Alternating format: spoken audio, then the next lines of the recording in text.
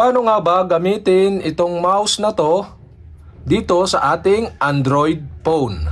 So okay guys, kung nakatulong itong video na to, i-click nyo lang ang subscribe button at ang bell para updated kayo sa mga video tutorial like this. Okay, simulan na natin. So okay guys, pagaganahin natin itong Android phone natin gamit itong mouse.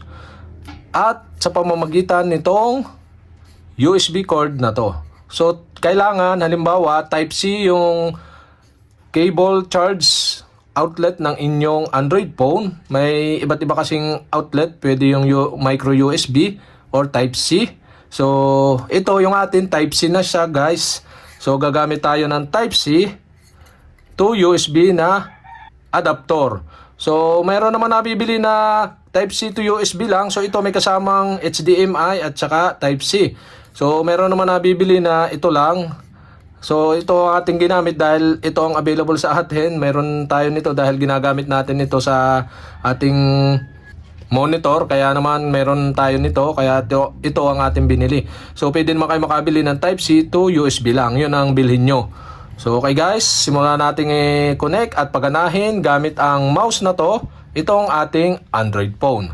So, ang una nyo gagawin first is isaksak nyo itong Type-C na to na adapter dito sa inyong Android phone. Yan, once na nakasaksak na, so i-connect na natin itong mouse. Yan, USB type mouse siya guys. Tapos connect na natin. At yan nga guys, na-connect na natin yung adapter sa ating mouse. At okay guys, yan, para gumana yung mouse, so gagawin lang natin dito sa ating Android phone is punta lang kayo ng settings. At dito sa settings, hanapin nyo yung system settings. Yan, tap nyo. Nandyan lang siya sa baba. At dito sa system settings, hanapin nyo yung OTG connection. Yan guys, kailangan yung i-turn on itong OTG connection para gumana itong mouse natin. Yan guys, kita nyo may ilaw na. So para makita nyo yung arrow, igalaw nyo lang to. Yan, lumabas na yung arrow. So yan guys, makokontrol na natin itong ating Android phone gamit itong ating mouse. Yan guys, try natin i-back.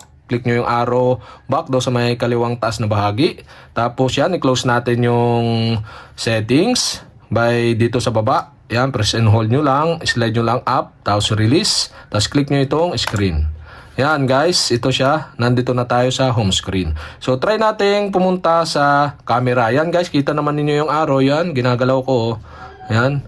Tapos click natin yung camera. Yan guys. Tapos click natin itong shot. Yan sa photo. Kita naman yun, nagsha-shot. Tapos try natin video. Click natin yung video. Tapos click natin yung play. Yan guys, so nagpe-play naman siya. Pause, play. Pause, play. Yan guys. So try natin stop. Click natin uli. Yan. So pag i-close nyo na yung pinakang camera, so yan, press and hold nyo lang uli. Tapos release.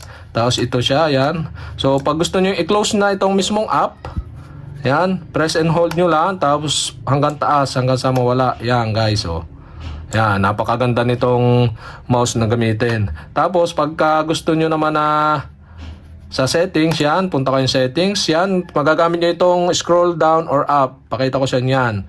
Punta tayo sa baba, yan, gamit itong mouse. Kita naman nyo, ginagalaw ko yung scroll down, oh. So, try natin punta ng Bluetooth. Yan, turn on natin yung Bluetooth, off, tapos back, yan. Tapos scroll down natin, kita nyo yan, gamit itong mouse. Sa baba, punta tayo na location. Turn off natin and on, tapos back, yan guys. So nakita nyo, napaka-astigo, nagagamit natin to. Tapos close na natin, dito ulit sa baba, press and hold lang, tapos release. Tapos pag gusto nyo i-close na, yan, press and hold and up. Yan guys, napakaganda nito, nagamit na natin yung mouse dito sa ating Android phone. So pamamagitan ng USB adapter na to, yan guys, kita nyo, nagalaw.